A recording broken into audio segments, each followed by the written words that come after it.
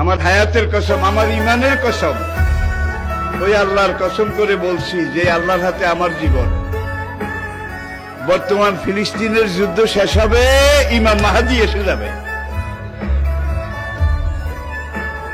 ইমাম মাহাদি আসার 9 বছর পরে, ইমাম মাহাদি আসার 9 বছর পরে ঈসা আলাইহিস সালাম আসবেন। আর ইমাম মাহাদি আসার পরে 9 বছর, এটার মধ্যে দাজ্জাল তার আবির্ভাব ঘটবে।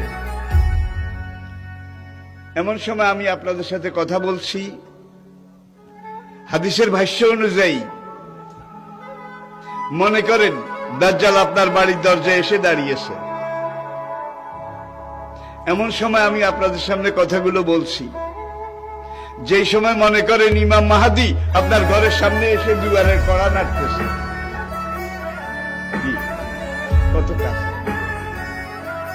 আল্লাহর নবী ইমাম মাহাদি সম্পর্কে, দাজ্জাল সম্পর্কে 70টা ভবিষ্যৎবাণী করেছেন। কয়টা?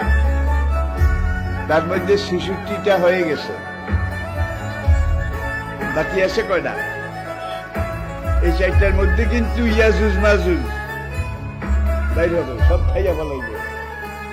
এবার দাব্বাতুল আরদ কোরআনে আছে, দাব্বাতুল আরদ মক্কা এবং তায়েফের মাঝখানে জমিন ভেদ করে একটা জন্তু উঠবে।